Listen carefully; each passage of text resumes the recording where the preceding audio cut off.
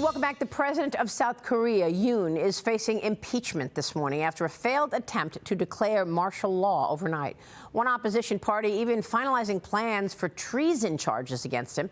And the nation's largest union is threatening to strike until the president steps down. The country spiraled into chaos last night after the president accused the opposition of sympathizing with North Korea. But lawmakers forced their way past soldiers and into parliament, where they voted to strike down the martial law order, which was lifted early this morning. The parliament will vote this Friday or Saturday over whether or not to impeach Yoon. Joining us now to talk about that, as well as all things China, is the Gatestone Institute senior fellow and author of Plan Red, China's Project to Destroy America, Gordon Chang, back with us. Gordon, good to see you. Your reaction to what took place in South Korea overnight? This was just stunning. President Yoon has been a force for peace and stability in North Asia, and he will leave one way or another. He'll step down or be impeached and convicted. And that leaves the door open for China and North Korea for serious troublemaking in the region. The North Koreans are always trying to take advantage of the situation in the South. Now the door is open to him. Yoon was in a sense right. The opposition, the progressives, the leftists, really have been sympathizing with North Korea. They've been attacking South Korea's democracy, but that was not a reason to declare martial law, and it was declared really poorly. So Yoon will go, I'm sure. Does that cause even more disruption after he goes? Yes, it could very well, because as you know, that introduction mentioned, the unions are very much controlled by leftists, which means they're controlled by North Korea. They can do a lot of disruption in South Korean society, as they've done in the past, and now they've got a reason to do so. Wow. Let me move on to China. China is banning key mineral exports used in U.S. defense products. So they're banning these products to the United States. It comes after the U.S. issued new restrictions on exports of certain semiconductor chips to China. The rare minerals are used for a variety of items such as microchips, cars, batteries, weapons, and are critical to the economic and national security of the United States. Your thoughts? Well, here again, we've allowed ourselves to become vulnerable to our enemy. On this show, you broke the news during the pandemic that China actually turned around a ship mid-ocean, which was carrying PPEs to New York hospitals. That shows you how the Chinese are trying to take advantage of the situation. And it's not just the Chinese. Australia, our treaty ally, actually refused to sell us critical medicines during the pandemic as well. We need to become resilient. At the end of the Trump administration, they had that $750 million loan to Eastman Kodak in order to develop APIs, active pharmaceutical ingredients. The thing is, that was a great idea. It was poorly implemented, but we need to do that. And I hope President Trump puts that at the top of his agenda when he takes office. Well, we were talking about this earlier. I mean, it's absolutely outrageous that we're still so reliant on the China supply chains. Yeah, I mean, it's just crazy. Yeah. And you mentioned the incident when I was on the air back in 2020, and my hospital sources told me that they were expecting gloves and masks and all this PPE equipment, but the ships carrying them were told by China to turn around, go back to China, because China needed those products. And they had already cornered the market for PPE, and they were doing it even further by turning their ships around. Yeah.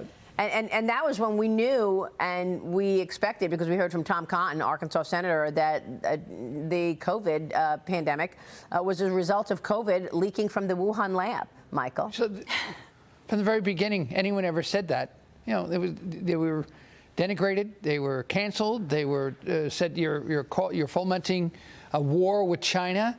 And yet, when you take a look at all of the objective facts back then, it just didn't make sense. It just came out of a wet market.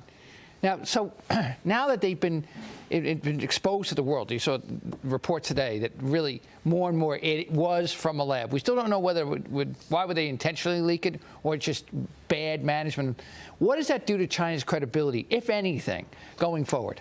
Well, it should have done a lot to China's credibility before. We should have taken action, Michael, because clearly this was either accidental or intentional release. I think accidental. But the point is, once this disease got out into the Chinese public, Xi Jinping lied about transmissibility. He told the world it was not contagious when he knew that it was. And then he was forcing passengers out into the world and getting countries to take them without travel restrictions or quarantines while he was locking down his own country.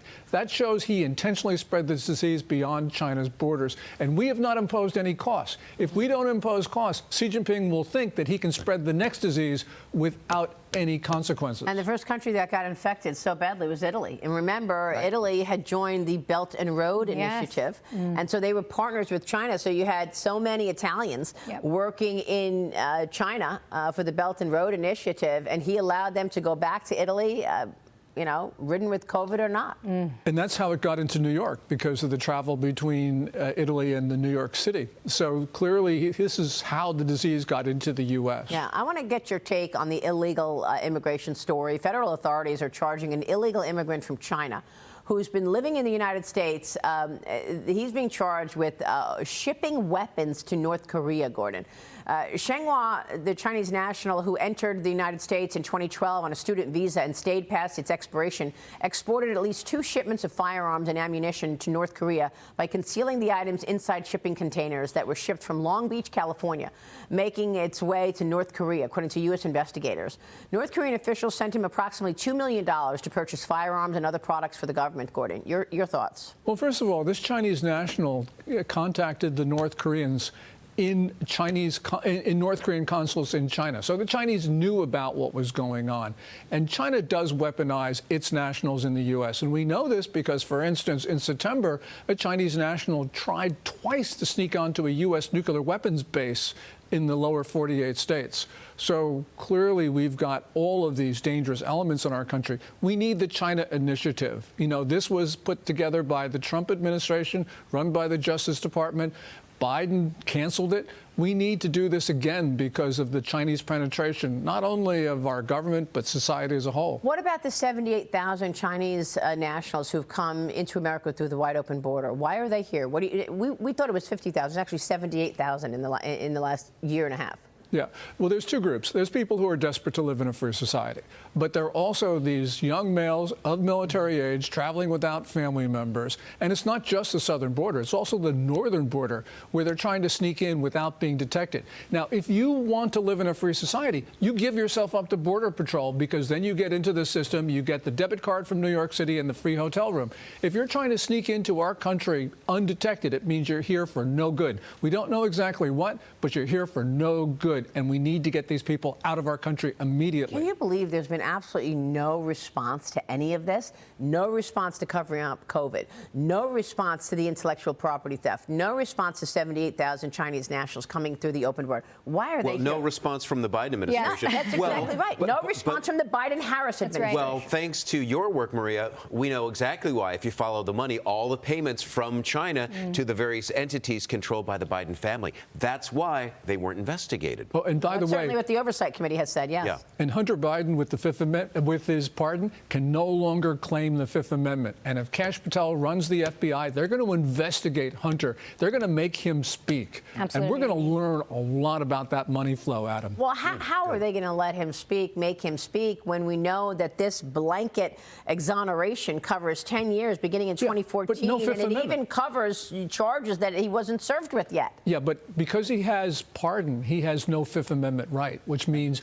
when he's brought before a grand jury, he's got to talk. If he doesn't talk, that's obstruction. If he talks and lies, that's perjury.